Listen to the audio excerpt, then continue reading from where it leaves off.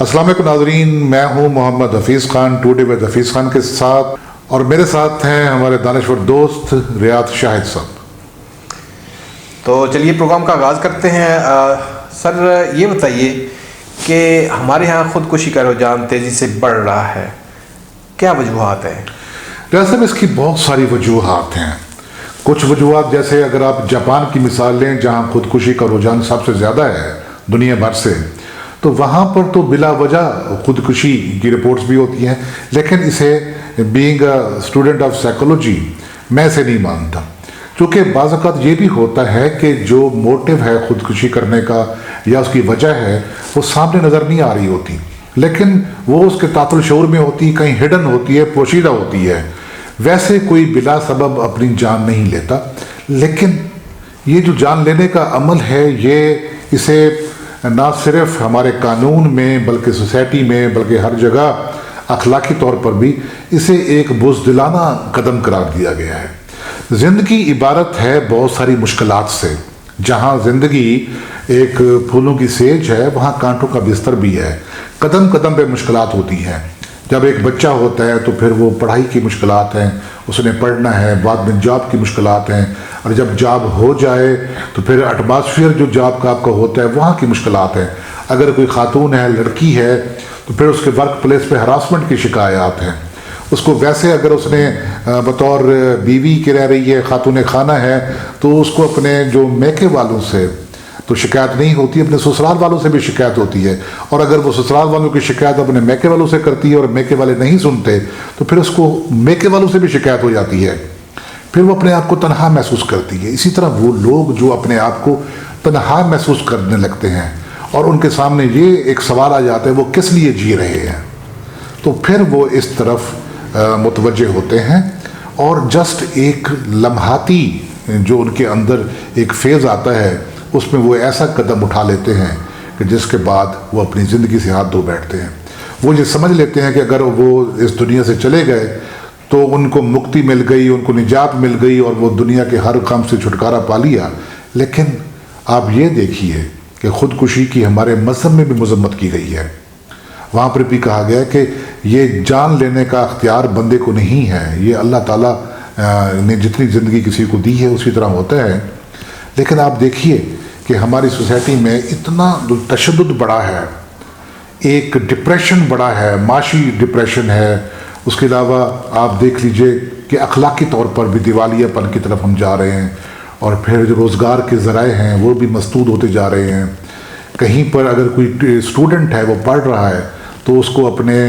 جو سکول سے یا کالج سے یا یونیورسٹی میں بھی ایک ایسے ایٹماسفیئر کا سامنا ہے کہ جو اس کو نزدیک ہوسٹائل یا مخالفانہ یا دشمنانہ نظر آتا ہے، تو پھر وہ اس جانب راغب ہوتے ہیں۔ لیکن یہ اس کو جو بھی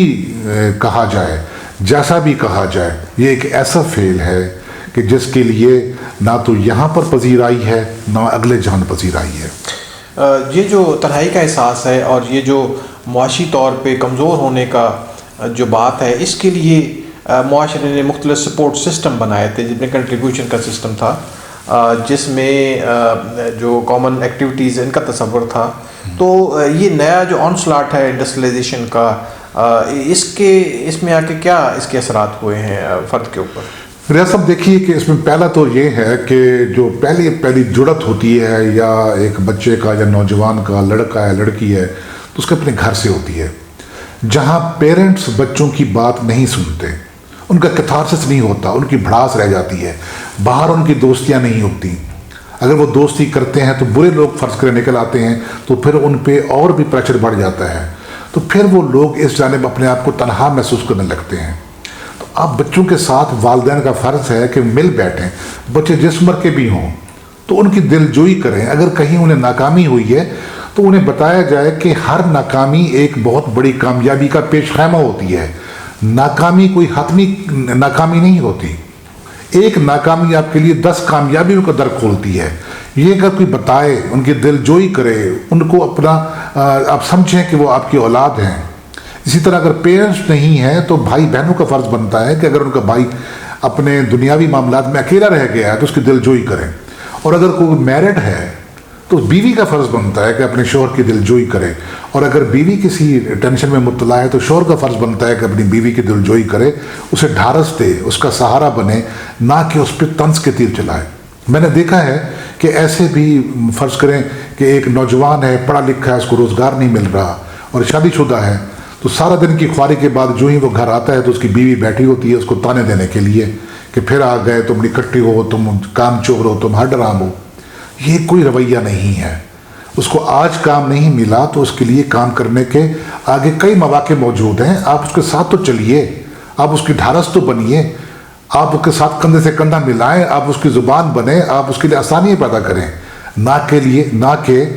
وہ باہر بھی مشکلات کا سامنا کرتا ہے، گھر میں سب مشکلات کو سامنا کرنا پڑتا ہے، تو پھر وہ اس برے فعل میں، خودکشی جیسے فعل میں اپنی نجات ڈھونڈتا ہے۔ یعنی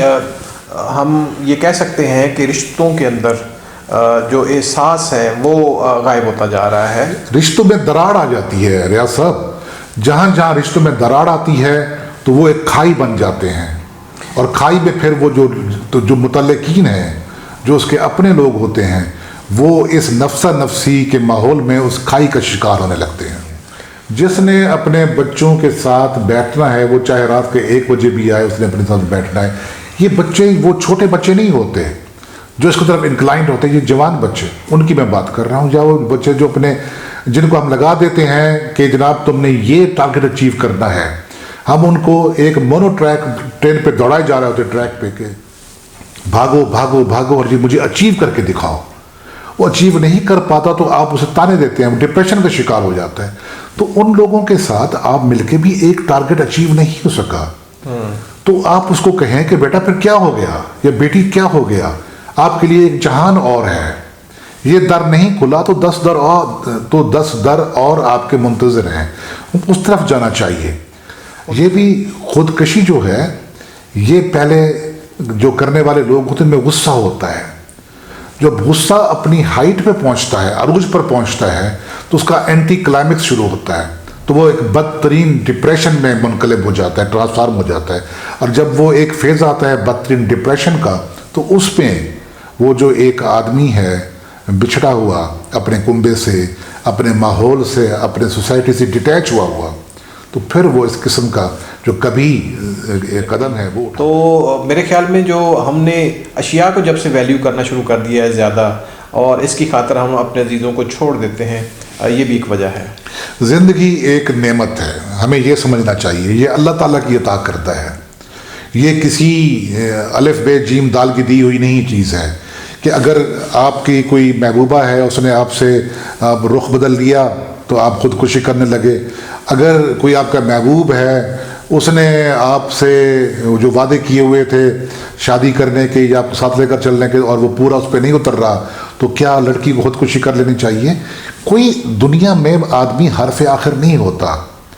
جہاں ایک آدمی کا تعلق ختم ہوتا ہے وہاں نئے تعلقات شروع ہوتے ہیں، وہاں نئے جہان شروع ہوتے ہیں، نئے ہارزان شروع ہوتے ہیں۔ جو آپ کے نصیب کا ہے وہ آپ کو مل کر رہنا ہے۔ اپنے نصیب کو ایک خودکشی کے حوالے نہ کریں، اپنے نصیب کو موت کے حوالے نہ کریں، اپنا نصیب آپ زندگی کے ساتھ لے کر جئیں اور دیکھیں کہ زندگی کتنی خوبصورت ہے۔ خوبصورت زندگی کو مزید خوبصورت بنائیں کچھ ایسی سوچ کے ساتھ کہ آپ اس دنیا میں خوبصورتی ایڈ کریں، خوبصورتیاں سموئیں، اور پھر جب ایک وقت آتا ہے آپ کا نیچرل یا فطری وقت آتا ہے دنیا سے جانے کا، تو آپ مطمئن ہوں کہ آپ نے دنیا میں کچھ اچھے کام کیے، دنیا میں خوبصورتیاں بوئیں، نہ کہ یہ کہ آپ نے دنیا میں مشکلات کا بزدلی سے سامنا کیا۔ خودکشی، ریاض صاحب میں پھر ریپیٹ کرتا ہوں کہ خودکشی بزدل کرتے ہیں۔ اگر آپ دیکھیں کہ آپ کا ایک دوست ہے، وہ یکدم خاموش ہو گیا ہے، وہ ڈپریشن میں چلا گیا، وہ بات نہیں کرتا، وہ کہہ نہیں لگاتا، گھر والوں کو دیکھنا چاہیے،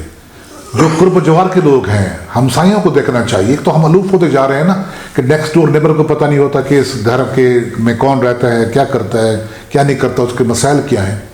تو یہ فرض بنتا ہے پہلے قرابت داروں کا، گھرداری میں جو آپ کے لوگ ساتھ ہیں، بیوی ہے، شوہر ہے، پیرنٹس ہیں، جیسے کہ میں نے پہلے عرض کہا، ان کا فرض بنتا ہے کہ وہ ساتھ لے کر چلیں۔ زندگی اصل میں سوچ کے زاویے کا نام ہے. ہاں، اور ہمارا مذہب ہمیں بہت بڑا سہارا فراہم کرتا ہے. تو ناظرین، اس کے ساتھ ہی ہمیں اجازت دیجیے، مجھے حفیظ خان کو اور ریاض شاہد صاحب کو. اور اگر آپ کو یہ پروگرام اچھا لگا ہو تو چینل کو ضرور سبسکرائب کیجیے گا، لائک کیجیے گا، شیئر کیجیے گا. اور اس کے ساتھ آپ نے کمنٹس اگر کرنے ہیں تو اس وقت آپ کو واٹس ایپ ہمارا نمبر دکھائی دے رہا ہے اسکرین پر. آپ ہمیں کمنٹس کریں، آپ ہمیں سجیشنز دیں، آپ ہمیں اور موضوعات جو آپ کے ذہن میں ہیں ان کو بتائیں کہ ہم کس طرح ان پہ بات کر سکتے ہیں اور کس طرح ہم ان موضوعات کو کھنگال سکتے ہیں لوگوں کی آسانی کے لیے، اپنے ناظرین کی آسانی کے لیے. تو اجازت دیجیے، خدا حافظ. اللہ حافظ.